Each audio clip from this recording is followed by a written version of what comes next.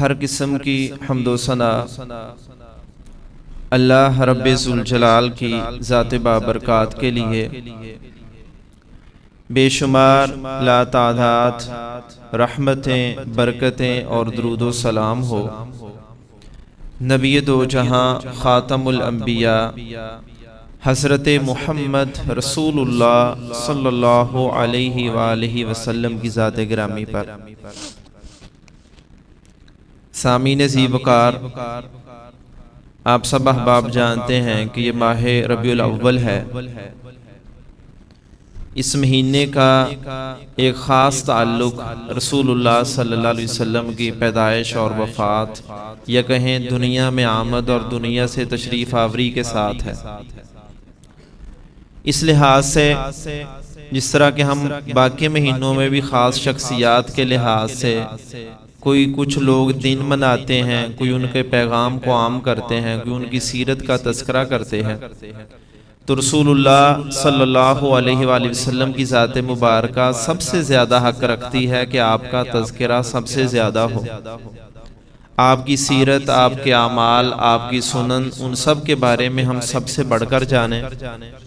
اسی طرح آپ کی ذات کا ایک یہ حق ہے کہ اہل ایمان کو اپنے نبی علیہ الصلوۃ والسلام کے بارے میں سب سے زیادہ علم ہونا چاہیے، چونکہ اللہ رب العزت نے یہ فرمایا النبی اولا بالمؤمنین من انفسہم، کہ حضور اکرم صلی اللہ علیہ وسلم ان کا مقام اور ان کا انسانوں کے ذمہ حق اتنا زیادہ ہے کہ اللہ رب العزت فرما رہے ہیں کہ نبی کا حق اس قدر زیادہ ہے کہ وہ ان کی جانوں سے زیادہ لوگوں کو محبوب ہونے چاہیے۔ جس طرح ہر انسان کو اپنی جان سے پیار ہے، محبت ہے، بچانے کے لیے ساری کوشش کرتا ہے، بیمار ہو دوائیاں لیتا ہے اور اپنے آپ کو سردی گرمی سے بچانے کا اہتمام کرتا ہے، تو اللہ کہتے ہیں تمہاری جانوں سے بڑھ کر نبی کا حق ہے کہ تمہیں ان کا خیال، ان کے بارے میں علم، ان کی سنتوں کے بارے میں علم اور اس پر عمل کرنے کا جذبہ اتنا ہو کہ تمہاری جان سے زیادہ ہو۔ اس لیے حضور اکرم صلی اللہ علیہ وسلم کو جاننا یہ بڑا ضروری ہے، اور سب سے پہلی چیز کہ ہمیں آپ کے اوصاف کا علم ہو، جس کو عربی زبان میں شمائل کہتے ہیں، کہ حضور اکرم صلی اللہ علیہ وسلم کے اوصاف کیا تھے۔ آپ کی ذات کے بارے میں علم ہو کہ آپ کا چلنا پھرنا، اٹھنا بیٹھنا، دیکھنا، گفتگو کرنا، کھانا پینا، اور اس کے ساتھ کہ آپ کی ایک محبت کی علامت تھی کہ صحابہ نے یہ بھی چیزیں بیان کی کہ ہمارے نبی علیہ الصلوۃ والسلام کا قد کیسا تھا، رنگ کیسا تھا، بال کیسے تھے، جسمانی اوصاف کیا تھے، اور آپ صلی اللہ علیہ وسلم کے ہاتھ، پاؤں، چہرہ، منہ، آنکھیں، کان، ہر چیز کے بارے میں بھی انہوں نے بیان کیا ہے۔ یہ ایک محبت کی علامت تھی کہ اتنا شاید کوئی اپنی ذات کے بارے میں بیان نہیں کرتا ہوگا جس قدر صحابہ نے رسول اللہ صلی اللہ علیہ وسلم کو بیان کیا۔ اس بارے میں یہ شمائل ترمذی، امام ترمذی رحمہ اللہ کی ایک کتاب ہے، جس طرح ان کی کتاب ایک حدیث کی کتاب ہے سنن ترمذی، ایسی ان کی کتاب ہے، چھوٹی سی کتاب ہے جس میں 1700 یا 500 کے قریب روایات ہیں جو اللہ کے نبی کی ذات کے بارے میں ہیں، کہ جس سے آپ کی ذات کا تعارف ہوتا ہے کہ آپ خود کیا تھے۔ تو وہ کتاب، اس کو اردو ترجمہ عام دستیاب ہے، وہ خود بھی پڑھنی چاہیے، اپنی اولادوں کو پڑھانی چاہیے کہ وہ اپنے پیغمبر سے واقف ہوں کہ آپ کے خلقی اور خلقی اوصاف کیا تھے۔ اس میں سے ہم کوشش کریں گے مختصر طور پر کہ آپ کے سامنے اپنے پیغمبر علیہ الصلوۃ والسلام کے خاکہ آئے کہ آپ علیہ الصلوۃ والسلام کیسے تھے۔ اس بارے حضرت علی رضی اللہ تعالیٰ عنہ، حضرت انس بن مالک رضی اللہ تعالیٰ عنہ، حضرت براء بن عازب اور دیگر، حضرت عائشہ رضی اللہ تعالیٰ عنہ اور دیگر کئی صحابہ نے روایات بیان کی کہ ایک روایت میں اگر ہم آغاز کرنا چاہیں تو صحابہ کہتے ہیں رسول اللہ صلی اللہ علیہ وسلم کا سر کی جانب سے آغاز کریں کہ آپ کا سر بہت مضبوط اور نسبتاً بڑا تھا، یعنی ایک بڑی شخصیت کی علامت تھی، اور آپ کی پیشانی چوڑی پیشانی تھی اور انتہائی چمکدار تھی، جیسے اس سے نور کا حالہ لپکتا ہے، یعنی دیکھنے سے انسان آپ کو پہچانتا، آپ کا چہرے پر نظر پڑتی تو کوئی انسان دیکھے، آپ کو دیکھنے کے بعد متاثر ہوئے بغیر نہیں رہ سکتا تھا۔ اس کے بہت سارے واقعات، اس کا بھی ہم آئندہ تذکرہ کر رہے ہیں۔ تو آپ علیہ الصلوۃ والسلام کے بالوں کی کیفیت صحابہ بیان کرتے ہیں کہ آپ کے بال نہ تو گنگریالے تھے نہ بالکل سیدھے تھے، بلکہ ہلکے سے خمدار بال تھے، اور اس میں بھی نبی علیہ الصلوۃ والسلام اس کی صفائی کا، نظافت کا بڑا اہتمام کرتے. یعنی بال آپ نے زندگی میں مختلف روایات ہے، کسی صحابی نے دیکھا کہ کانوں تک تھے، کسی نے دیکھا کانوں کی لو تک تھے، کسی نے دیکھا کہ یہاں شانوں اور کندھوں تک لمبے بھی تھے. لیکن ایک بات سب بیان کرتے ہیں کہ کبھی اس میں سے کوئی ایسے نہیں تھے کہ دیکھنے والا کہے کہ سالوں ہی گزر چکے، کوئی نہایا نہیں اور کنگھی نہیں کی، ماں کوئی سمیل آ رہی ہے. آپ صفائی کا سب سے بڑھ کر اہتمام کرنے والے تھے. اور حضور اکرم صلی اللہ علیہ وسلم آپ کا شانہ اور کندھا، اس کے بارے میں صحابہ کی روایت ہے کہ چوڑے کندھوں والے تھے، آپ کے کندھوں کے درمیان لمبائی زیادہ تھی، کہ جس سے ظاہر ہوتا کہ نہ بالکل دبلے پتلے نہ انتہائی موٹے تازے درمیان کے، لیکن گوشت سے پر انسان تھے. آپ کی ایک ہیبت ہوتی تھی دیکھنے والے پر. اور آپ کا قد ایسا تھا کہ جو درمیانہ تھا، نہ بہت لمبا نہ بہت چھوٹا، ایک معتدل انسان جیسے ہوتا ہے اس کے مطابق آپ کا قد تھا. اور مجموعی طور پر آپ کے رنگ کے بارے صحابہ کہتے ہیں ملیحن، ایک صحابی کے لفظ ہیں ایسا چمکدار کہ جو انسان دیکھے تو اس کے دل پر اس کا اثر ہو. کچھ صحابہ کہتے ہیں کہ ہم اس کو بیان نہیں ایسے کر سکتے. کسی بندے نے حضرت ابو طفیل رضی اللہ تعالیٰ عنہ، وہ صحابی رسول ہے اور بالکل آخر میں وفات پانے والے 2-3 صحابہ میں سے ہیں، تو وہ جس وقت یہ روایت بیان کر رہے ہیں کہتے ہیں کہ اب اس وقت دنیا میں میرے علاوہ کوئی آدمی نہیں ہے جو اللہ کے نبی کو بیان کر سکے کہ آپ کیسے تھے. تو ان کے شاگردوں نے پوچھا کہ آپ ہمیں آپ کے اوصاف بتائیں. وہ لمبی روایات ہے، اس میں کہتے ہیں کہ حضور شاگرد پوچھتا ہے کہ آپ کا چہرہ تلوار کی طرح روشن تھا. وہ کہتے ہیں کہ نہیں، تلوار کچھ نہیں، حضور صلی اللہ علیہ وسلم کا چہرہ تو چاند کی طرح بلکہ اس سے بڑھ کر روشن تھا، کہ جس کی روشنی اور جس کا نور لوگوں کے دل پر اثر کرتا، کوئی دیکھتا وہ متاثر ہوتا، اس کا دل آپ کی طرف کھینچا چلا آتا. یہ کئی لوگوں نے ایسی روایات بیان کی کہ حضور صلی اللہ علیہ وسلم کے چہرے کو پہچان کر کئی لوگ سے مسلمان ہو گئے. ایک دفعہ حضرت عبداللہ بن سلام رضی اللہ تعالیٰ عنہ وہ کہتے ہیں کہ میں جب پہلی دفعہ حضور اکرم صلی اللہ علیہ وسلم کو دیکھا، وہ یہودی تھے، پہلے یہودی مذہب پر تھے، تو کہتے یہودیوں نے بڑا پروپیگنڈا بھی آپ کے بارے میں کیا تھا. تو میں دیکھنے گا، میں دیکھوں تو صحیح کہ آپ کیا ہیں. تو کہتے میں نے نہیں پہلے دیکھا تھا، نہ کسی سے سنا تھا کہ آپ کیسے ہیں. اس دور میں کون سا تصویریں وغیرہ ہوتی تھی. کہتے میں آپ کے پاس گیا، جب پہلی نظر آپ کو دیکھا تو دیکھنے کے بعد اسی وقت میرے دل میں یقین پیدا ہو گیا کہ آپ کا چہرہ جیسا ہے یہ ایک جھوٹے انسان کا چہرہ نہیں ہو سکتا. یعنی اس قدر صداقت اور روشنی اور نور تھا کہ میں نے پہچانا کہ آپ واقعتاً اللہ کے نبی ہو سکتے ہیں. یہ نبی کے سوا کسی اور جھوٹے انسان کا چہرہ نہیں ہو سکتا. یہ ایک محبت کی بات تھی. ایک دفعہ ایک قبیلے کے لوگ باہر سے آئے، نبی علیہ الصلوۃ والسلام کے ساتھ معاملہ ہوا، مدینہ شہر سے باہر ہی تھے. آپ نے ان سے اونٹ خریدا. اب قیمت کی جب بات طے ہو گئی، اب آپ نے فرمایا کہ ابھی تو میرے پاس رقم نہیں ہے، جب شہر میں جائیں گے تو میں آپ کو ادا کر دوں گا. آپ چلنے لگے تو ایک بندہ کہنے لگا کہ ہم تو اس کو جانتے بھی نہیں کہ یہ کون شخص ہے، تو ہم کہاں لوگوں سے پوچھتے پھریں گے، نہ ہمیں نام کا پتہ نہ اس کی ذات کا پتہ، تو یہ ہمیں دھوکہ ہی نہ دے دے. تو دوسرا بندہ جو ساتھ تھا وہ ایک گمنام وہ بھی انسان تھا، بعد میں مسلمان ہو گیا. تو وہ کہنے لگا کہ کچھ کہنے کی ضمانت کی ضرورت نہیں، انسانوں کی چہروں سے پہچان ہوتی. کہتے ہیں کہ ان کے چہرے کو میں نے دیکھا، یہ ایک انسان بد دیانت یا جھوٹا نہیں ہو سکتا. یعنی آپ کی ذات میں اللہ تعالیٰ نے ایک کشش رکھی تھی. کوئی بندہ جو آپ کو دیکھتا اور پہچانتا وہ کبھی خیال نہیں کر سکتا تھا کہ معاذ اللہ آپ کبھی جھوٹے یا بد دیانت یا خیانت والے انسان بھی ہو سکتے ہیں. ایسے ہی اور بھی لوگوں کی روایات ہیں اس بارے میں. اور حضور اکرم صلی اللہ علیہ وسلم کے حضرت علی رضی اللہ تعالیٰ عنہ کی ایک روایت ہے، اور بھی صحابہ نے، حضرت براء بن عازب کی روایت ہے کہ ذلی الفم، کہ آپ کا منہ جسے منہ کا دانہ کہتے وہ نسبتاً بڑا تھا، کہ گفتگو کرتے واضح بات ہوتی. اور آپ صلی اللہ علیہ وسلم کی آنکھوں کے بارے میں کہتے ہیں کہ آپ کی آنکھیں کشادہ، کھلی، پلکیں لمبی تھی، آنکھیں کنارے لمبے تھے، کہ وہ خوبصورت نظر آتی تھی، سیاہی مائل تھی. مطلب ان میں سیاہی جسے ہم کہتے ہیں کہ آنکھیں خوبصورت آنکھوں کی علامت جیسے کوئی انسان بیان کرتا ہے، وہ صحابہ نے ایک لفظ میں کہا کہ آپ صلی اللہ علیہ وسلم کی آنکھیں وہ سب سے خوبصورت لمبائی میں اور سیاہ آنکھیں تھیں۔ پھر دوسرے ایک صحابی ساتھ بیان کرتے ہیں کہ حضور اکرم صلی اللہ علیہ وسلم جب کسی کی طرف متوجہ ہوتے، کسی کی بات سنتے یا کہتے، آپ کبھی بھی یہ نہیں ہوتا تھا کہ منہ ادھر ہے بات اس سے کر رہے ہیں، آپ اس کی آنکھیں اس کی طرف آنکھوں میں ڈال کر سیدھی گفتگو کرتے کہ وہ انسان محسوس کرتا کہ مجھے عزت دی جا رہی ہے، میرے ساتھ بات ہو رہی ہے۔ اور صحابہ یہ بھی کہتے ہیں کبھی آپ یعنی برے لوگوں کی طرح کبھی آنکھوں کے اشاروں کنایوں میں گفتگو نہیں کرتے تھے۔ جیسے ایک موقع پر فتح مکہ ہوا تو وہاں ایک بندہ تھا، نبی صلی اللہ علیہ وسلم نے پہلے اس کے بارے میں اعلان کیا تھا کہ اگر یہ بندہ بیت اللہ کا غلاف بھی پکڑ لے تب بھی اس کی معافی نہیں ہے، کہ اس کا جرم ایسا تھا۔ وہ بندہ معافی کے لیے آپ کے پاس آیا، آ کر اس نے بات کی، آپ بیٹھے، گفتگو جیسے بھی ہوئی، وہ چلا گیا تو آپ صلی اللہ علیہ وسلم نے فرمایا الیس فیکم رجل رشید، کیا تم میں سے کوئی عقل مند بندہ نہیں تھا کہ جب وہ میرے پاس آیا تو تم نے کیوں پہنچنے دیا، جبکہ میں نے کہا تھا کہ جب وہ نظر آئے اس کو پکڑا جائے اور وہ قتل ہوگا، اس کی معافی نہیں ہے۔ تو صحابہ کہنے لگے کہ ہم نے دیکھا کہ آپ نے اس کو مطلب گویا آپ نے بات کرنی چاہیے، تو ہم نے بھی معاف اس لیے کیا کہ آپ خود چاہتے ہیں۔ اور ساتھ صحابہ کہنے لگے اگر ایسی ہی بات تھی تو آپ ہمیں کوئی آنکھ سے اشارہ کر دیتے۔ آپ صلی اللہ علیہ وسلم نے فرمایا کہ پیغمبر کے یہ لائق نہیں ہے کہ وہ عام لوگوں کی طرح اشاروں کنایوں میں گفتگو کرے۔ مطلب فضول لوگوں کی یہ باتیں ہوتی ہیں، آنکھوں کے اشاروں سے ہی کسی نے جھوٹ بولنا ہو، دو چار لوگ کسی کو دھوکہ دینا ہو، آنکھوں کے اشاروں سے کہتے ہیں ادھر ہو جاؤ ادھر ہو جاؤ۔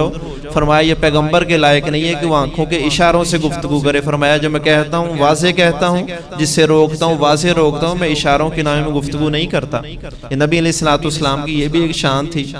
اسی طرح حضور صلی اللہ علیہ وسلم کے چہرے کے بارے میں حضرت انس بن مالک کہتے ہیں کہ آپ کا چہرہ نہ بہت گولائی میں تھا نہ بہت لمبائی میں تھا، اس کے درمیان میں اعتدال والا تھا، جس میں روشنی اور نور اور چمک سب سے بڑھ کر تھی۔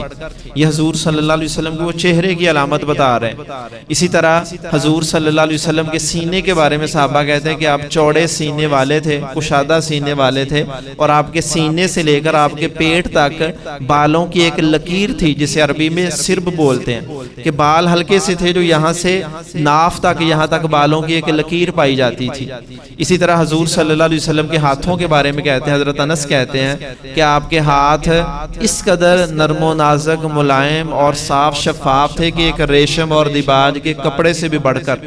اور اس کا یہ معنی نہیں کہ آپ کوئی کام نہیں کرتے تھے، یعنی عام طور پر ہمارے ہاں یہ معروف ہے جو بندہ کام کاج نہیں کرتا، محنت نہیں کرتا، اسی کے ہاتھ ایسے ہو سکتے ہیں۔ آپ سب سے بڑھ کر کام کرنے والے بھی تھے، تلوار چلانے والے بھی تھے، اپنے ہاتھوں سے مشقت بھی کرتے تھے، لیکن اللہ رب العزت نے یہ خوبصورتی آپ میں رکھی تھی۔ کہتے ہیں کہ آپ کے ہاتھ اور پاؤں، آپ کی ہتھیلیاں وہ گوشت سے پر تھیں، اور آپ کے جو جوڑ تھے، جو بھی جسم کے جہاں جہاں جوڑ ہوتے، ہاتھوں میں، کوہنی میں، پاؤں میں، یا ٹخنے، گھٹنے وغیرہ، وہ صحابہ کہتے ہیں کہ وہ انتہائی چوڑے، جس کو ہم پنجابی میں ہم لفظ بولتے ہیں نا کہ یہ انسان کھلے ہڈ پیر وغیرہ، اس والا فرماتے ہیں کہ اس طرح آپ کا جسم کھلا تھا، کشادہ تھا، بالکل کوئی دبلے پتلے بھی نہیں اور بالکل لمبے تڑنگے بھی نہیں، اعتدال میں، اور جسم خوبصورت۔ اور ایڑیوں کے بارے میں بھی کہتے ہیں کہ حضور صلی اللہ علیہ وسلم کی ایڑیاں، پاؤں میں گوشت تھا لیکن ایڑیاں آپ کی باریک تھیں۔ یعنی آپ اندازہ کریں کہ صحابہ آپ کی انگلیاں، آپ کی ایڑیاں، آپ کی ہڈیاں، آپ کے ٹخنے، ہر چیز کے بارے میں بیان کر رہے ہیں کہ یہ ایک محبت کی بات ہے کہ نبی صلی اللہ علیہ وسلم کے ایک ایک عضو کے بارے میں انہوں نے غور و فکر سے دیکھا اور آگے امت تک منتقل کیا۔ یہ صرف ایک محبت کی بات ہے۔ اسی طرح رسول اللہ صلی اللہ علیہ وسلم کے دل کے بارے میں روایات خود آپ صلی اللہ علیہ وسلم نے بھی بیان فرمائی کہ آپ کہتے ہیں کہ ایک دفعہ میں بیت اللہ میں تھا تو نیند کے اور اونگ کے درمیان تھا، کہ یعنی میں ویسے ایسے کہ مجھے شعور تھا لیکن میری آنکھیں بند تھیں، کہ اسی دوران میرے پاس کچھ افراد آئے جو کہ اصل میں اللہ کی طرف سے فرشتے تھے، تو انہوں نے آ کر میرے بارے میں گفتگو کی، یہ کون انسان ہے، کیسا ہے، جس میں آپ کی اوصاف بیان ہوئے کہ ایک پلڑے میں اگر ساری دنیا کے باقی لوگوں کو رکھا جائے اور ایک پلڑے میں رسول اللہ صلی اللہ علیہ وسلم کو رکھا جائے تو آپ اکیلے ساری دنیا کے پلڑے کے مقابلے میں زیادہ وزنی ہو جائیں۔ یعنی آپ کا مقام کے لحاظ سے بتایا گیا کہ مقام ساری دنیا کے لوگوں سے بڑھ کر، ایک طرف ساری دنیا اور ایک طرف آپ ہوں تو آپ ان سے زیادہ وزنی ہیں۔ پھر کہتے ہیں کہ انہوں نے میرے سینے کو چاک کیا اور میرے دل کو آب زمزم کے ساتھ دھویا اور پھر دوبارہ اس جگہ رکھا گیا، اور آخری لفظ آپ نے فرمایا کہ میرے سینے کو اللہ کی طرف سے ایمان اور حکمت کے ساتھ بھر دیا گیا۔ یعنی اللہ رب العزت نے چونکہ آپ کو نبی بنانا تھا تو آپ کے دل کو ایک عام انسانوں کی طرح نہیں رکھا، اس دل کو اللہ تعالیٰ نے ساری دنیا کے مقابلے میں جب منتخب کیا تو اس دل میں ایمان اور حکمت ساری دنیا سے بڑھ کر تھی۔ اس وجہ سے نبی علیہ الصلوۃ والسلام میں صبر بھی، حلم بھی، اور عقل بھی، دانش بھی، حکمت بھی، ایمان بھی، ہر چیز دنیا سے بڑھ کر تھی۔ یہ اللہ رب العزت کا انتخاب تھا، تو اللہ نے آپ کو دنیا میں سب سے بڑھ کر بہترین، خوبصورت ایمان اور حکمت والا بھی بنایا۔ اس طرح کے 2-3 اور واقعات بھی ہیں۔ ایک بچپن کا واقعہ بھی ہے، جب آپ حضرت حلیمہ سعدیہ رضی اللہ تعالیٰ عنہ کے گھر تھے تو باہر کہیں گئے ہوئے تھے، آپ کی بہن حضرت شیمہ بھی ساتھ تھیں، تو وہاں بھی فرشتے آئے اور آپ کا سینہ چاک ہوا، تب بھی آپ کے دل میں آپ نے فرمایا جو بھی گناہ کی محبت، میل کچیل کچھ بھی تھا، انہوں نے میرے سینے کو اس سے صاف کر دیا۔ تو وہاں بھی وہ بیٹی ڈرتی ہوئی گھر میں پہنچی کہ پتہ نہیں کون لوگ آئے اور میرے بھائی کو پکڑ لیا اور اس کے ساتھ یہ کر رہے ہیں وہ کر رہے ہیں۔ تو حضرت حلیمہ سعدیہ نے سمجھا کہ یہ کوئی عام انسان نہیں ہے، عام بچہ نہیں ہے، تو وہ نبی صلی اللہ علیہ وسلم کو آپ کی والدہ کو واپس کر آئی تھی۔ اسی طرح آپ کے کچھ اور بھی موجزے دیکھے تو فرمانے لگے کہ میں اس بات کی متحمل نہیں ہو سکتی، آپ اپنے بچے کو سنبھالو، اس کے ساتھ عجیب معاملات ہوتے ہیں۔ وہ اصل میں اللہ کی طرف سے معجزات بھی ہوتے تھے، اور آپ کو اللہ تعالیٰ نے نبی بنانا تھا، وہ اس کے اشارے کنائے اور آغاز ہوتا تھا۔ اسی طرح ایک موقع پر نبی علیہ الصلوۃ والسلام نے فجر کی نماز پڑھی، فجر کی نماز سے پہلے کی بات ہے، تہجد پڑھی تھی، تھوڑی دیر آپ لیٹ گئے تو حضرت عائشہ کہتی میں نے یہ محسوس کیا کہ شاید آپ سو رہے ہیں، تو آپ پھر اٹھے، اٹھ کر آپ نے ویسے سنتیں پڑھی اور فجر کے لیے چلے گئے۔ تو میں نے آپ سے پوچھا کہ آپ جس طرح ہوتا ہے نا کہ انسان سو کے اٹھتا ہے تو وضو کرنا چاہیے، تو میں نے کہا آپ نے وضو کیوں نہیں کیا؟ تو آپ صلی اللہ علیہ وسلم نے فرمایا انما تنام عینی، کہ میرا دل، میری صرف آنکھیں سوتی ہیں، ولا ینام قلبی، لیکن میرا دل نہیں سوتا۔ یعنی دل کو اللہ رب العزت نے شعور اور بیداری کی حالت میں رکھا ہے۔ اصل میں اس کا معنی یہ ہے کہ جب ہم سوتے ہیں وضو اس لیے فرض ہوتا ہے کہ انسان کو نہیں پتا، ممکن اس کی گیس خارج ہو جائے، تب تو اس حالت میں وضو فرض ہوتا ہے۔ اس وجہ سے جب بندہ سوتا ہے تو سونے کے بعد وضو کرنا لازمی ہے جب بھی نماز وغیرہ پڑھے۔ لیکن آپ نے فرمایا کہ جب میرا دل نہیں سوتا، وہ شعور کی حالت میں ہوتا ہے، تو اس کو علم ہے کہ بھئی میرا وضو باقی، اس لیے آپ نے وضو نہیں کیا، اسی حالت میں نماز پڑھ لی، یہ بھی آپ کا ایک خاصہ تھا۔ تو بہرحال آپ کا دل بھی اللہ رب العزت نے عام انسانوں کی نسبت الگ بنایا تھا۔ پھر آپ کی برکات، خیر کے معاملات، وہ صحابہ نے بہت بیان کیے کہ آپ کے ہاتھوں میں بھی اللہ نے ایک خیر اور برکت رکھی تھی، آپ کے پسینے میں بھی ایسا تھا۔ حضرت انس کہتے ہیں کہ میں نے بہت ساری خوشبوئیں وغیرہ سونگھی ہیں، لیکن رسول اللہ صلی اللہ علیہ وسلم کے پسینے اور جسم کی خوشبو سے بڑھ کر کوئی خوشبو نہیں تھی۔ مطلب مسک، عنبر اور اس دور کی بڑی جو عود نام کی بڑی مشہور خوشبوئیں تھیں، فرمایا کہ ان سب سے بھی بڑھ کر رسول اللہ صلی اللہ علیہ وسلم کے پسینے اور جسم کی خوشبو تھی۔ اسی وجہ سے حضرت انس رضی اللہ تعالیٰ عنہ کی والدہ حضرت ام سلیم جو تھیں، آپ کبھی ان کے ہاں آتے جاتے بھی تھے، صحابہ کے پاس بھی، تو ان کے گھر میں ایک دن آپ گئے، وہیں سو گئے۔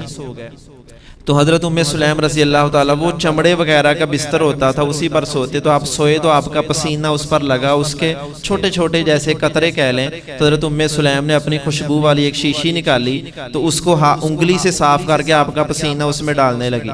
تو اسی دوران رسول اللہ صلی اللہ علیہ وسلم کو جاگ آ گئی، تو آپ نے پوچھا کیا کر رہی ہو؟ تو کہنے لگیں کہ ہماری خوشبوؤں میں سے سب سے بڑھ کر آپ کے پسینے کی خوشبو ہے۔ تو میں نے اس کو غنیمت سمجھا کہ اگر پسینے کے کچھ قطرے ملیں تو اپنی خوشبو میں ملا لیں۔ یہ اس قدر بھی صحابہ کو نبی علیہ الصلوۃ والسلام کے ساتھ محبت اور عقیدت تھی کہ آپ کا پسینہ، آپ کے وضو کا پانی، آپ کا کھانا، بچا ہوا دودھ، بچا ہوا پانی، کوئی بھی چیز ہوتی، صحابہ محبت سے اس کو ترجیح دیتے۔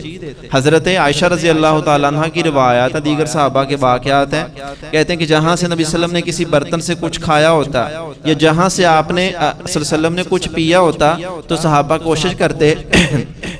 کہ جہاں آپ صلی اللہ علیہ وسلم کا منہ مبارک لگا وہیں سے پانی پیتے، وہیں سے کھانا کھاتے، کہ اس کی ایک خیر اور برکت وہ ہمارے جسم میں بھی آئے اور ہمیں بھی اس کی برکت محسوس ہو۔ حضرت عائشہ کہتی ہیں کہ آپ نے پانی پیا ہوتا، دودھ پیا ہوتا، میں اسی جگہ سے پیتی۔ کھانا بعض دفعہ آپ کوئی گوشت وغیرہ کھاتے تو ہڈی وغیرہ اگر چھوڑتے، اسی جگہ سے میں کھاتی کہ وہاں بھی ایک خیر اور برکت کی تلاش ہوتی۔ یہ صحابہ کرام کا آپ صلی اللہ علیہ وسلم کے ساتھ ایک محبت اور عقیدت کا طریقہ تھا۔ مطلب یہ دین کے احکام نہیں بتا رہا، وہ بعد کی باتیں ہیں۔ صحابہ آپ کی ذات، آپ کے ہاتھ پاؤں منہ چہرہ پسینہ اس کے ساتھ بھی محبت کیا کرتے تھے۔ اس سے آپ اندازہ کرتے ہیں کہ آپ کے اعمال کو وہ کیسے چھوڑ سکتے ہیں۔ یعنی جو بندہ ایک نبی کے پسینے سے بھی ایک محبت رکھتا ہے، آپ کے بچا ہوا پانی، بچا ہوا کھانا، ہر چیز سے محبت رکھتا ہے، تو ہم کیسے سوچ سکتے ہیں کہ وہ صحابہ آپ کی سنتوں پر عمل نہیں کرتے ہوں گے؟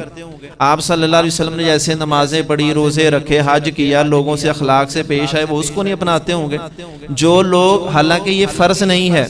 نہ قرآن نے فرض کیا، نہ اللہ کے نبی نے کبھی فرض کیا کہ بھئی میرا پانی، میرا پسینہ، میرا کھانا، میرا گھر، چٹائی فلاں، اس سے محبت کرو، یہ شریعت نہیں ہے۔ یہ ذاتی انسان کی ایک طبیعت ہوتی ہے، اس کو آپ نے کبھی فرض نہیں کیا۔ آپ نے کبھی نہیں کہا کہ جو میں کھاتا ہوں تم بھی وہی کچھ کھاؤ۔ مثلا آپ صلی اللہ علیہ وسلم اگر کھانے میں گوشت میں آپ کو نا عام طور پر ہڈی والا گوشت یا شانے کا گوشت یا ران کا گوشت آپ کو پسند تھا، لیکن کبھی نہیں امت سے کہا تم بھی ایسے ہی کرو۔ آپ صلی اللہ علیہ وسلم سبزیوں میں کدو پسند کرتے تھے، لیکن کبھی کسی سے نہیں کہا تم بھی ایسے کرو۔ لیکن یہ صحابہ کی عقیدت تھی کہ جو کچھ آپ چاہتے صحابہ بھی وہی چاہتے، وہی کچھ رنگ، لباس، کپڑے، گھر، کھانا پینا، ہر چیز کو ویسے ترجیح دیتے جیسے رسول اللہ صلی اللہ علیہ وسلم نے کیا ہوتا۔ کوئی انگوٹھی وغیرہ اگر آپ نے پہنی تھی تو ضرورت نہیں بھی ہوتی تو صحابہ وہی کچھ کرتے جیسے آپ نے کیا تھا۔ یہ صرف اور صرف محبت کی علامتیں ہیں، ورنہ یہ شریعت نہیں ہے۔ تو یہ بیان کرنے کا مقصد ہے کہ صحابہ جب شریعت کو چھوڑ کر آپ کی پسند ناپسند جو عام زندگی کے معاملات ہیں اس پر بھی اتنے عمل پیرا تھے، تو وہ شریعت پر کتنا عمل کرتے ہوں گے؟ یہی اصل ہمارے لیے پیغام ہوتا ہے کہ حضور صلی اللہ علیہ وسلم کے ساتھ محبت کی پہلی علامت یہ ہے، جیسے صحابہ میں تھی، کہ وہ آپ کی ذات کا ہر عمل ہی ان کے لیے محبوب ہوا کرتا تھا۔ تو اسی طرح نبی علیہ الصلوۃ والسلام کی باقی برکات بھی صحابہ میں، حضرت انس نے خود ایسا کیا، جب ان کی وفات کا وقت قریب آیا تو انہوں نے وصیت کی اپنے جو بھی بیٹے یا اولاد یا جو بھی ورثاء تھے، ان سے کہا کہ جب میں فوت ہو جاؤں تو جب کفن دیا جاتا تو کفن پر عموماً خوشبو وغیرہ لگائی جاتی ہے، عرب میں اس کو حنوت کہتے تھے، حنوت کرنا۔ تو فرمایا کہ اس خوشبو میں ہمارے گھر میں شیشی پڑی ہے، تو اس شیشی میں نبی علیہ الصلوۃ والسلام کا پسینہ تھا۔ آپ کی والدہ تھی حضرت ام سلیم جنہوں نے جمع کیا تھا۔ فرمایا کہ وہ خوشبو جو نبی صلی اللہ علیہ وسلم کے پسینے والی، وہ اس خوشبو میں شامل کرنا، یہ ایک محبت کی بات تھی کہ جب دفن بھی ہوں، جب انسان عموماً قبر میں جاتا تو وہاں بھی رسول اللہ صلی اللہ علیہ وسلم کی علامات میرے ساتھ ہوں، یا جو بھی اس سے متعلقہ چیز ہے اس کی برکت کے ساتھ وہاں پر دفن ہوں۔ اسی طرح ایک صحابی تھے، نبی علیہ الصلوۃ والسلام نے ایک مرتبہ ایک لباس پہنا، وہ آپ کو کسی نے ہدیہ دیا، تحفۃً دیا تھا، تو آپ پہن کر گھر سے آئے تو صحابہ کہتے بڑا خوبصورت لگا، آپ بہت زیادہ آپ کے جسم پر جچا، بڑے مزین ہوئے۔ تو ایک بندے نے آ کر آپ سے سوال کر دیا اس لباس کے بارے میں، تو اب صحابہ کہتے کہ ہمیں اس بات پر بڑا غصہ آیا کہ عموماً آپ کوئی بہت اچھے اعلیٰ لباس نہیں پہنتے تھے، کبھی کبھار ایسا ہوتا ہے عید کا موقع، کبھی کوئی آپ کے پاس سفیر آئے یا کوئی ایسا اور اہم موقع ہوتا تو پہن لیتے۔ تو کہتے اس بندے نے لحاظ ہی نہیں کیا اور آ کر بغیر لحاظ سے آپ کے لباس کو مانگ لیا۔ تو کہتے ہمیں اس پر غصہ آیا، بعد میں ہم نے اس کے ساتھ اظہار بھی کیا۔ تو اس بندے نے بعد میں کہا کہ بھئی مجھے تھوڑی مہلت دو، مطلب میری بات بھی سن لو، بعد میں تم کہنا۔ تو وہ کہنے لگا اصل میں مجھے بھی نبی علیہ الصلوۃ والسلام کا یہ لباس بڑا اچھا لگا، لیکن میں نے اس لیے نہیں لیا کہ میں اس کو پہنوں گا، بلکہ اس لیے لیا کہ جب کبھی میں فوت ہو جاؤں تو اس لباس کو اپنا کفن بنا لوں۔ اللہ اکبر۔ یہ صحابہ کی نبی علیہ الصلوۃ والسلام کے ساتھ محبت ہے کہ ایک ایک چیز، ایک ایک خوشبو، پسینہ، آپ کا لباس، ان چیزوں کو محفوظ رکھ رہے ہیں کہ نبی علیہ الصلوۃ والسلام کی یہ برکات اور خیر ہمیں بھی حاصل ہو جائے۔ آپ کا بچا ہوا کوئی پانی محفوظ رکھ رہا ہے۔ ایک دفعہ نبی علیہ الصلوۃ والسلام کو بخار تھا، کہا گیا کہ فلاں جگہ سے پانی لاؤ، پانی لایا گیا، آپ کے جسم پہ بہایا گیا۔ ایک صحابی نے اس پانی کو محفوظ کر لیا کہ وہ پانی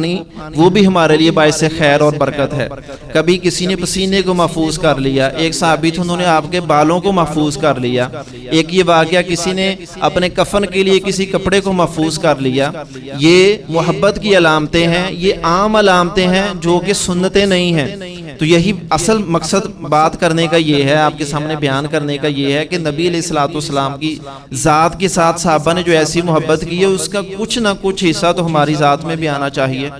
اس کا کوئی نہ کوئی رنگ بھی تو ہمارے اندر نظر آنا چاہیے۔ ہم وہ کچھ نہیں کر سکتے چونکہ نبی صلی اللہ علیہ وسلم ہمارے درمیان موجود نہیں ہے، لیکن یہ تو ہمارے پاس ہے کہ ہم اپنی زبان، اپنا بول، اپنا اخلاق، اپنا رویہ وہ کر لیں جیسے رسول اللہ صلی اللہ علیہ وسلم کا تھا۔ ہم اپنے گھر کے ساتھ، گھر والوں کے ساتھ ویسا سلوک کریں جیسے اللہ کے نبی علیہ الصلوۃ والسلام کرتے تھے۔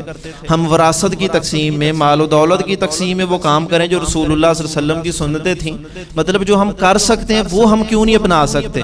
یہ محبت کا مطلب ایک سلیقہ ہوتا ہے۔ ربیع الاول اس معنی میں نہیں ہے کہ ہم صرف نعرے وغیرہ لگا لیں، جشن منا لیں اور کوئی جھنڈیاں لگا لیں اور فلاں کچھ لباس ایسے پہن لیں۔ اصل مقصد کی بات یہ ہے کہ ہمارے دلوں میں محبت جذب ہو، جیسے صحابہ کے دلوں میں تھی۔ اس کی وجہ سے ان کا سارا کردار بدل جاتا تھا۔ ایک بندہ جو جاہلیت میں سارے برے کام کرتا تھا، وہ نبی صلی اللہ علیہ وسلم کے بعد ایمان کی حالت میں آتا تو سارا کچھ چھوڑ جاتا اور ایمان کی حالت میں باقی ہوتا۔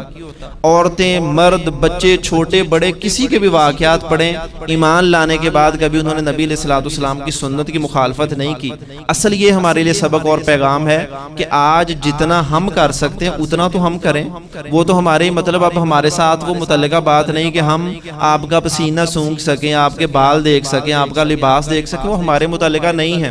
لیکن جو ہمارے پاس آپ کی معلومات ہیں، آپ کی سنتیں ہیں، آپ کے روزمرہ روٹین زندگی کے واقعات، تو اس کے مطابق تو اپنے آپ کو ڈال لیں۔ یہ اصل بات ہے جو صحابہ کرام نے بھی کیا، ہمیں بھی ویسے ہی کرنا چاہیے۔ امام مالک رحمہ اللہ کہتے تھے لن یصلح آخر هذه الامہ الا بما صلح به الاولون، کہ اس امت کے آخر میں بھی اگر لوگ کوئی آتے ہیں، پیدا ہوتے ہیں، ان کی اصلاح کا بھی وہی طریقہ ہے جس طریقے سے صحابہ کرام نے اپنی اصلاح کی تھی۔ اس کے لیے کوئی نیا طریقہ نہیں آئے گا کہ وہ کہیں کہ ہم بعد والے دور میں ہم فلاں اور کی پیروی کریں، فلاں کو دیکھیں۔ فرمایا کہ ان کی اصلاح بھی اسی طریقے سے ہوگی جس طریقے سے صحابہ نے اپنے آپ کو صالح اور نیک بنایا تھا۔ گویا اس طریقے کو اپنائے بغیر ہمارے لیے کوئی اصلاح کا رستہ یا نبی علیہ الصلوۃ والسلام کی محبت کا رستہ یا آپ کی شفاعت کو حاصل کرنے کا رستہ نہیں ہے۔ صحابہ سے اگر نبی صلی اللہ علیہ وسلم، صحابہ آپ سے تھوڑی دور ہوتے یا تھوڑا وقت گھر میں گزرتا، باہر جاتے، تو وہ اس کو بھی گوارا نہیں کرتے، اور نبی صلی اللہ علیہ وسلم اگر ان سے دور ہوتے وہ اس کو بھی گوارا نہیں کرتے تھے۔ کئی ایسے واقعات ہیں کہ آپ صلی اللہ علیہ وسلم کبھی کسی باہر کسی جگہ پر گئے تھے، صحابہ مسجد میں آئے یا گھر میں دیکھا نظر نہیں آئے تو بے چین ہو کر آپ صلی اللہ علیہ وسلم کی تلاش میں نکل کھڑے ہوئے، حالانکہ آپ کسی ذاتی کام سے گئے ہوتے۔ کئی ایسے واقعات ہیں، کہتے ہیں کہ میں آپ کو تلاش کرتے ہوئے فلاں باغ میں گیا، وہاں آپ کو ملے، تلاش کرتے ہوئے فلاں کنویں پر گیا، آپ وہاں مجھے ملے۔ وہ بڑا مشہور واقعہ ہے کہ آپ ایک صحابی، انصاری صحابی کے باغ میں گئے تھے تو صحابہ کو آپ نظر نہیں آئے۔ حضرت ابو بکر، عمر، عثمان، علی، جتنے بھی صحابہ تھے رضی اللہ تعالیٰ عنہم، خاص طور پر جو قریب رہنے والے، وہ تھوڑا بھی وقت نہیں گزرنے دیتے کہ آپ ہی کے پاس کھینچے چلے آتے۔ تو آپ کی تلاش میں نکلے، پہلے حضرت ابو بکر آئے، دروازے پر آئے، حضرت بلال تھے، آپ نے فرمایا کہ ان کو جنت کی خوشخبری دو۔ پھر حضرت عمر آئے، حضرت عثمان آئے، باری باری آپ نے کہا جنت کی خوشخبری دو۔ وہ کیوں آ رہے تھے؟ حالانکہ ان کا کوئی کام نہیں تھا، کوئی واقعہ نہیں ایسا ملتا کہ انہوں نے آ کر اللہ کے نبی اس لیے آئے ہوں کہ مجھے یہ چاہیے، مجھے وہ چاہیے، کوئی وجہ نہیں تھی، صرف اور صرف ایک محبت کی علامت تھی کہ آپ سے وہ آپ سلم سے دور نہیں رہ پاتے، آپ کی مجلس، آپ کی بات، آپ کا قرآن حدیث کچھ سننے کے لیے ہمیشہ آپ کے آس پاس ہی میں ڈلاتے رہتے۔ یہ ایک محبت کی علامتیں تھیں اور اسی وجہ سے ان کا مقام بلند تھا کہ وہ نبی علیہ الصلوۃ والسلام کی واقعتاً آپ کی ذات کو اپنی جان سے زیادہ عزیز رکھے تھے۔ ہم میں سے کون ایسا ہے جس نے کبھی اللہ کے حکم یا اللہ کے نبی کے پیغام یا سنت کی خاطر کبھی جان دی ہو؟ بہت شاذ و نادر کوئی ایک انسان ملے گا۔ صحابہ میں ایسے دسیوں نہیں سینکڑوں واقعات ہیں کہ آپ کی خاطر، آپ کی بات کی خاطر، آپ کی وصیت کی خاطر، کسی بھی چیز کی خاطر انہوں نے جانیں بھی قربان کی ہیں اور آپ کی تلاش میں ہمیشہ رہتے۔ ایک دفعہ حضرت حنظلہ وہ نبی صلی اللہ علیہ وسلم کے پاس ہے اور اپنا شکوہ کر رہے ہیں کہ آپ کے پاس ہوتے ہیں تو بڑا ایمان بڑھتا ہے، تھوڑا دور جاتے ہیں ایمان کی کیفیت کم ہو جاتی ہے۔ تو وہ بھی اسی بات کا اظہار تھا کہ آپ کا قرب وہ ہمارے لیے بڑا محبوب ہے کہ وہاں ہمارا ایمان بڑھتا ہے۔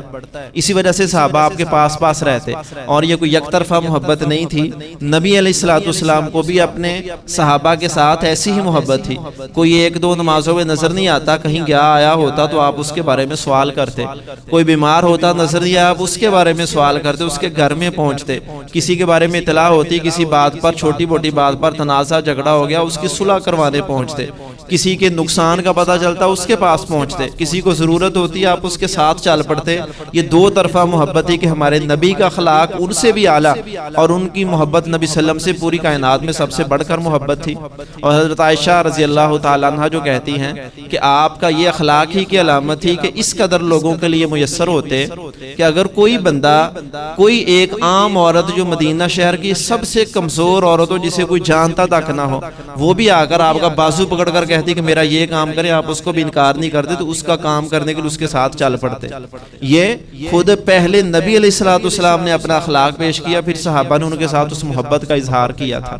تو دسیوں آپ کو ایسے واقعات مل جائیں گے کہ نبی علیہ السلام نے ان کی خاطر سب کچھ کیا اور صحابہ نے آپ کی خاطر سب کچھ قربان کیا۔ یہ خیر اور برکات نبی علیہ السلام کی بہت پھیلی ہوئی ہیں۔ حضرت سلمان فارسی رضی اللہ تعالیٰ عنہ، ان کا تذکرہ ہوا تھا پہلے بھی کہ ایک دفعہ وہ غلام تھے، غلامی سے آزادی کے لیے یہ شرط طے ہوئی، ان کے آقا نے کہا کہ تم اتنے درخت لگاؤ، جب وہ درخت بڑے ہو جائیں گے، پھل آنے لگے گا، تب میں تمہیں آزاد کروں گا۔ نبی علیہ السلام سے انہوں نے کہا تو آپ صلی اللہ علیہ وسلم خود ان کے ساتھ گئے، درخت لیے، اپنے ہاتھ سے وہ درخت وہاں پر بوئے، اور یہ آپ کے ہاتھوں کی ایک برکت تھی کہ جو درخت 4-5 سال میں جوان ہو کر پھل دیتا، صحابہ کہتے اسی سال میں چند ماہ میں اللہ تعالیٰ نے اس پر پھل دیا اور وہ اسی وقت آزاد ہو گیا۔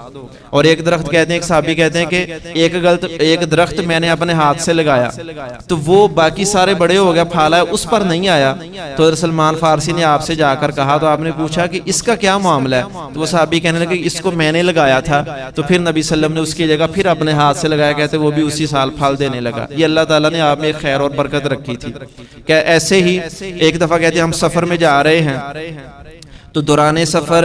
ہمارا پانی پینے کو نہیں مل رہا تھا، ختم ہو گیا، تو آپ صلی اللہ علیہ وسلم نے جو آگے کچھ لوگ رکھے ہوتے تھے حفاظت کے لیے، پانی کی تلاش کے لیے، دیگر کئی معاملات کے لیے، تو ان کو بھیجا کہ عمران بن حسین رضی اللہ تعالیٰ عنہ، تو انہیں کہا کہ تم آگے جا کر پانی تلاش کرو۔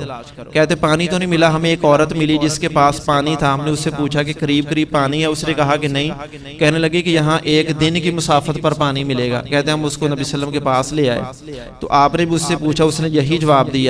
تو آپ صلی اللہ علیہ وسلم نے فرمایا کہ اگر تم اجازت دو ہم تمہارے پانی میں کمی نہیں کریں گے۔ اس کا پانی لیا اور نبی صلی اللہ علیہ وسلم نے اپنے ہاتھوں سے اس کا منہ کھولا، اللہ نے آپ کے ہاتھوں کی خیر اور برکت اتنی رکھی کہ کہتے سارے قافلے والوں نے پانی پیا، سب کو پلایا، اور ہم نے اپنے مشکیزے بھی اس سے بھر لیے، لیکن اس مشکیزے میں پانی کی کوئی کمی نہیں ہوئی۔ اور پھر نبی علیہ السلام نے اس عورت کے احسان کا بدلہ بھی دیا، یہ نہیں اس کو کہا جاؤ، فرمایا آپ نے کہا کہ اپنے پاس جو کھانے کی اگر کوئی چیز ہے، کسی کے پاس روٹی کا ٹکڑا، کسی کے پاس کوئی ستو، کسی کے پاس کھجوریں ملی، آپ نے وہ سب کچھ اس عورت کو لیا کہ یہ تمہارے احسان کے بدلے میں ہے۔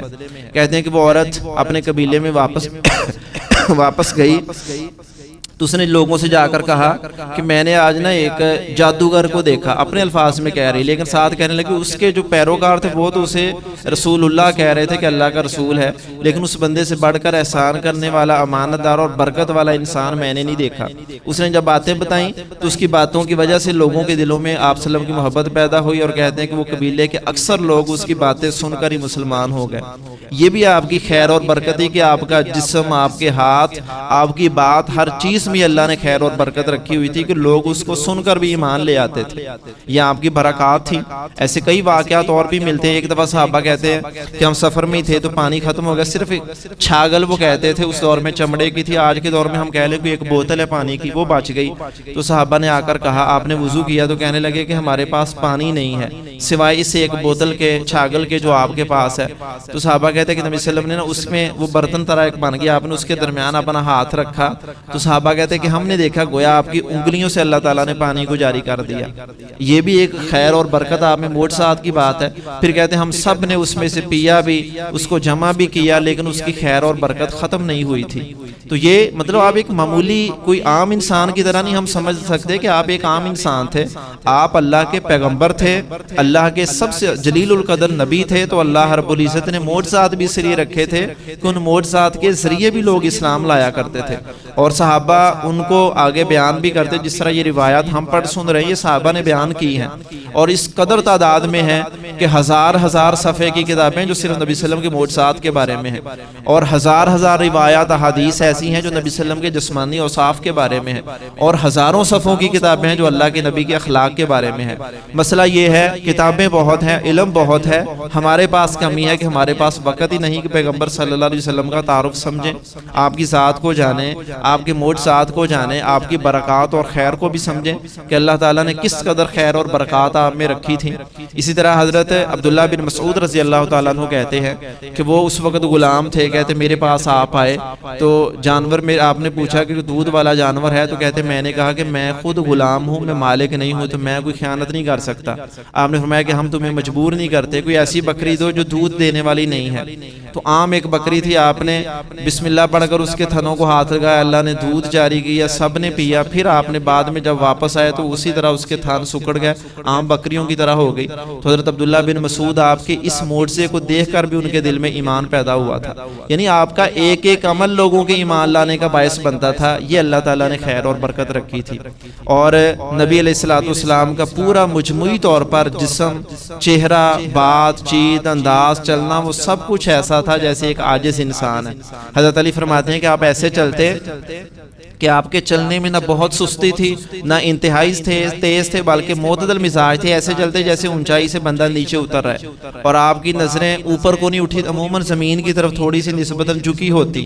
اور یہ نبی علیہ الصلوۃ والسلام کی عاجزی کو انہوں نے بیان کیا۔ اسی طرح آپ کے بولنے کے انداز کو بھی بیان کیا۔ وقت ہو رہا ہے، انشاءاللہ آئندہ جمعے اور بھی چیزوں کا تذکرہ کریں گے، تو ہم کوشش کریں کہ اپنے پیغمبر صلی اللہ علیہ وسلم کی اوصاف کو جانیں، خود کچھ پڑھیں، بچوں کو پڑھائیں، ان کے تذکرے کریں۔ اصل یہ کرنے کے کام ہے۔ جشن، وہ خوشیاں اس معنی میں نہیں ہوتی، خوشی اس معنی میں کہ اس پیغمبر کے اوصاف کو دنیا میں عام کیا جائے، زیادہ سے زیادہ لوگ ان کو جان کر اپنے آپ کو ویسا بنا لیں۔ اصل کرنے کے کام تو یہ ہیں۔ کبھی بھی آپ صلی اللہ علیہ وسلم نے جو بھی صحابہ کو حکم دیا وہ اس معنی میں دیا کہ جو علم تمہارے پاس ہے یہ جانو، سمجھو، اس کو یاد کرو اور آگے لوگوں تک پہنچا دو۔ کتنے ایسے لوگ ہوتے ہیں کہ وہ تم سے زیادہ ذہین ہو سکتے ہیں، جو میری باتوں کو زیادہ یاد رکھ سکیں گے، پھر اگلی نسل کو زیادہ پہنچا دیں گے۔ تو یہی اصل کرنے کا کام ہے کہ ہم بھی پڑھیں، سمجھیں، اپنے بچوں کو بھی پڑھیں، پڑھائیں اور ان کو تلقین کریں کہ اگلی نسلوں تک پہنچائیں۔ یہی نبی علیہ الصلوۃ والسلام کا پیغام ہے، یہی صحابہ کرام نے کیا۔ اللہ تعالی ہمیں اس پر عمل کی توفیق عطا فرمائے اور اپنے نبی علیہ الصلوۃ والسلام کی محبت ہمارے دلوں میں اللہ پیدا فرما دے۔ وآخر دعوانا ان الحمد للہ رب العالمین۔